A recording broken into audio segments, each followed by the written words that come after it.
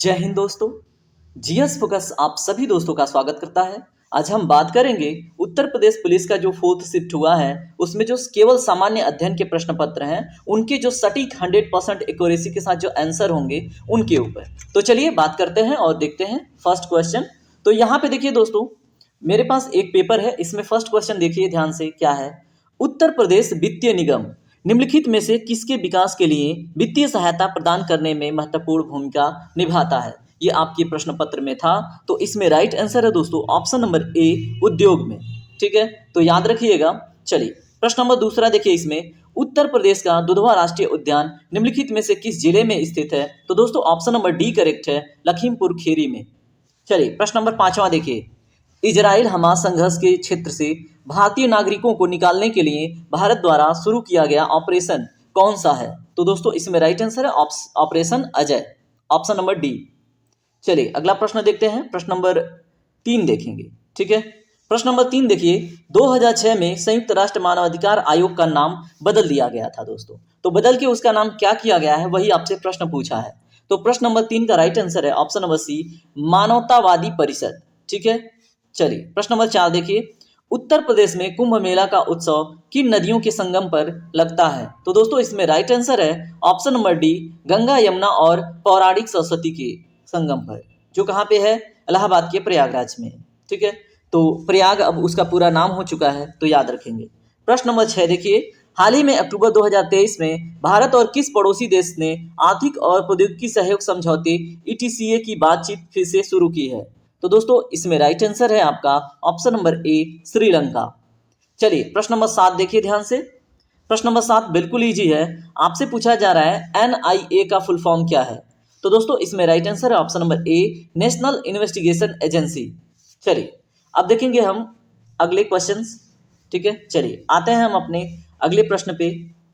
तो यहाँ पे हम देखेंगे प्रश्न नंबर 8, प्रश्न नंबर 9, प्रश्न नंबर 11, प्रश्न नंबर 12। ठीक है, तो यहाँ पे ध्यान से देखिए प्रश्न नंबर 8, उत्तर प्रदेश के कौशाम्बी जिले के कौशाम्बी ब्लॉक ने नीति आयोग की ABP की पहल डेल्टा रैंकिंग में कौन सा स्थान हासिल किया है। तो दोस्तों क्वेश्चन नंबर 8 का राइट आंसर है ऑप्शन नंबर सी, यानी कि द्वितीय। चलिए प्रश्न नंबर 9 देखिए ध्यान से, हाल ही में प्रधानमंत्री श्री नरेंद्र मोदी ने अयोध्या में नवनिर्मित हवाई अड्डे का उद्घाटन किया है। आपको बताना है उस हवाई अड्डे का नाम क्या है। ठीक है, ये आपके प्रश्न पत्र में पूछा हुआ है। तो दोस्तों इसका राइट आंसर है ऑप्शन नंबर बी, महर्षि वाल्मीकि अंतर्राष्ट्रीय हवाई अड्डा। ठीक है, तो याद रखेंगे आप। चलिए प्रश्न नंबर 11 देखिए, वर्ष 2016 में नोटबंदी के दौरान RBI, उस समय RBI के गवर्नर कौन थे, प्रश्न पूछा हुआ है। ठीक है, तो इसमें राइट आंसर है दोस्तों option number D, Raghuram Rajan. अगर देखिए दोस्तों आपको वीडियो पसंद आएगा तो चैनल को लाइक करके, वीडियो को लाइक करके चैनल को सब्सक्राइब कर लीजिएगा। ठीक है, चलिए अगला प्रश्न देखिए, प्रश्न नंबर 12, उत्तर प्रदेश में ऑनलाइन वित्तीय धोखाधड़ी की रिपोर्ट करने हेतु व्यक्तियों के लिए साइबर क्राइम हेल्पलाइन नंबर पर शिकायत करने की समय सीमा क्या है। तो दोस्तों ऑप्शन नंबर सी करेक्ट है, 24 घंटा कर सकते हैं। ठीक है, 24 घंटे के भीतर आपको करना है। चलिए प्रश्न नंबर 10 देखिए क्या है, हाल ही में प्रधानमंत्री, चलिए इसको मैं थोड़ा सा ऊपर करता हूं।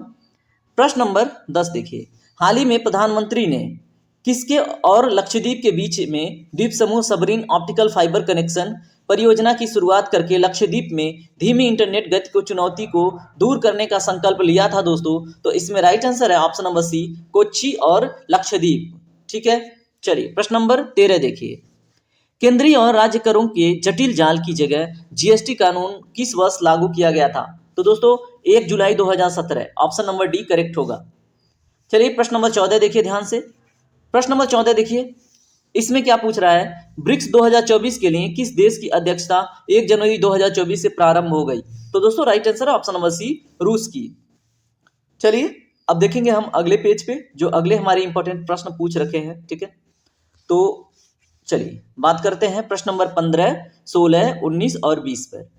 तो देखिए प्रश्न नंबर 15 क्या है, क्या निम्नलिखित में से किस देश की आधिकारिक मुद्रा है। तो दोस्तों ऑफिशियल किसकी करेंसी है क्या, तो ऑप्शन नंबर सी करेक्ट है, म्यांमार की। प्रश्न नंबर 16 देखिए ध्यान से, भारत में राष्ट्रीय बालिका दिवस किस तारीख को मनाया जाता है। तो दोस्तों ऑप्शन नंबर डी करेक्ट है, 24 जनवरी को। चलिए प्रश्न नंबर 19 देखिए क्या है, चंद्रयान 3 के रोवर का नाम क्या है दोस्तों। तो इसमें राइट आंसर बताइए क्या होगा। तो देखिए इसके पहले वाले क्वेश्चन में पूछ रखा था, ठीक है, लैंडर पूछा था, इसमें रोवर पूछा है। तो 19 नंबर का जो राइट आंसर है ऑप्शन नंबर सी है प्रज्ञान। ठीक है, चलिए प्रश्न नंबर 20 देखिए क्या है। हाल ही में प्रधानमंत्री ने उत्तर प्रदेश में निम्नलिखित में से किस स्थान पर सर्वोदय महामंदिर का उद्घाटन किया है? तो बताइए कहां पे किया है? तो प्रश्न नंबर 20 का राइट आंसर होगा ऑप्शन नंबर ए वाराणसी में। वाराणसी में किस स्थान पे पूछे आगे कोई क्वेश्चन तो उमराहा में। चलिए अब हम बात करेंगे प्रश्न नंबर 21 और 22 के ऊपर और प्रश्न नंबर 18 के ऊपर। ठीक है, प्रश्न नंबर 17, एक मिनट मैं इसको जूम करता हूं। ठीक है, यहाँ पे इसको जूम करके देखते हैं। ठीक है, चलिए प्रश्न नंबर 17 देखिए ध्यान से।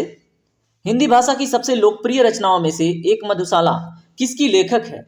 किसकी रचना है दोस्तों? इसके लेखक कौन है ये पूछ रखा है।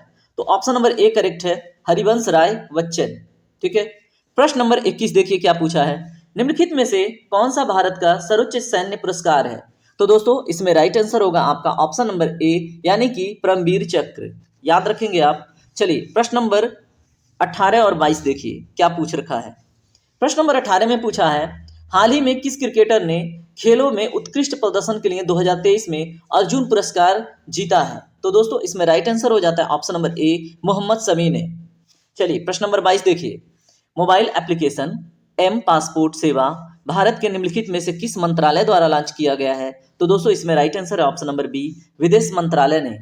चलिए अब मैं फिर से आपसे रिक्वेस्ट करूंगा, अगर आपको ये सेशन इन्फॉर्मेटिव लगता है और ये जानकारी आपको सटीक लगती है तो आप वीडियो को लाइक करके चैनल को सब्सक्राइब करना ना भूलें। ठीक है, ऐसे ही इंटरेस्टिंग सेशन और टेस्ट सीरीज के लिए आप हमसे जरूर जुड़ें। और अगर आपका कोई भी डाउट आता है किसी टॉपिक पे तो वो टॉपिक आप हमें पिन करते हैं, हमें कमेंट करते हैं, तो उस पर हम आपके लिए डाउट सेशन बनाते हैं। ठीक है, चलिए अब हम बात करेंगे अगले अन्य जीएस के क्वेश्चन पे जो पूछ रखा है अभी। ठीक है, तो अब आते हैं हम प्रश्न नंबर 135 पे। ठीक है, एक मिनट। चलिए प्रश्न नंबर अब आ गए हम प्रश्न नंबर 135। हम सिर्फ इसमें जीएस डिस्कस कर रहे हैं दोस्तों। तो देखिए प्रश्न नंबर 135 में क्या पूछ रखा है। भारत के संविधान के अनुच्छेद 64 और 89(1) के तहत निम्नलिखित में से किस राज्यसभा का कौन राज्यसभा का पदेन सभापति होता है? तो दोस्तों इसमें right answer option number C उपराष्ट्रपति। प्रश्न नंबर 136 देखिए। निम्नलिखित में से कौन सा दिन भारत में राष्ट्रीय युवा दिवस के रूप में मनाया जाता है? तो दोस्तों 12 जनवरी, ऑप्शन नंबर सी करेक्ट होगा। चलिए प्रश्न नंबर 139 देखिए। निम्नलिखित में से किस मंत्रालय के पास जनसंचार के विभिन्न माध्यमों और प्रिंट मीडिया के विनियमन के माध्यम से सरकारी नीतियों, योजनाओं और कार्यक्रमों के बारे में जानकारी प्रसारित की जिम्मेदारी है? तो दोस्तों 139 नंबर का राइट आंसर होगा ऑप्शन नंबर बी सूचना और प्रसारण मंत्री। ठीक है, मंत्रालय। चलें अगले प्रश्न पे बात करते हैं हम। प्रश्न नंबर 137, 140, 138, 141 पे बात करेंगे। तो प्रश्न नंबर 137 पढ़िए ध्यान से। निम्नलिखित में से कौन सा अम्ल सिरके में मौजूद होता है? तो दोस्तों इसमें right answer option number D acetic अम्ल, 6 से 10% लगभग, याद रखिएगा। चलिए प्रश्न नंबर 138 देखिए। मामूली चीजों का देवता, ठीक है, यानी कि the God of small things, ये किसकी प्रसिद्ध रचना है? ठीक है, इसके प्रसिद्ध लेखक कौन है? ये किनका उपन्यास है? तो दोस्तों अगर हम बात करें प्रश्न नंबर 138 का, इसका राइट आंसर है ऑप्शन नंबर डी अरुंधति राय। ठीक है, चलिए प्रश्न नंबर 140 देखिए। राष्ट्रीय विषाणु विज्ञान संस्थान निम्नलिखित में से किस स्थान पर स्थित है? तो दोस्तों कोरोना काल में बहुत फेमस हुआ था और ये स्थित है दोस्तों महाराष्ट्र के पुणे में। चलिए प्रश्न नंबर 141 देखिए। भारत में बाल संरक्षण और कल्याण के लिए आपातकालीन टोल फ्री हेल्पलाइन नंबर क्या है? तो दोस्तों इसमें right answer option number C 1098-1098। चलिए प्रश्न नंबर 142 देखते हैं। प्रश्न नंबर 142 देखिए क्या है। हम्पी नृत्य उत्सव निम्नलिखित में से किस राज्य में मनाया जाता है? तो दोस्तों 142 का राइट आंसर होगा ऑप्शन नंबर बी कर्नाटक में। चलिए इस तरह से हमने 142 प्रश्न कर लिए, 142वां प्रश्न कर लिया। अब देखेंगे हम आगे के प्रश्न जो जीएस में पूछे गए हैं। ठीक है, अब यहाँ पे देखिए ध्यान से। चलिए प्रश्न नंबर 143 देखिए। सरकार का वह खाता जो केवल चालू वित्तीय वर्ष से संबंधित है? तो दोस्तों इसमें राइट आंसर है ऑप्शन नंबर आपका, बताइए क्या करेक्ट होगा, जो केवल चालू वित्तीय वर्ष के लिए होता है? तो दोस्तों इसमें ऑप्शन नंबर सी करेक्ट है, राजस्व बजट।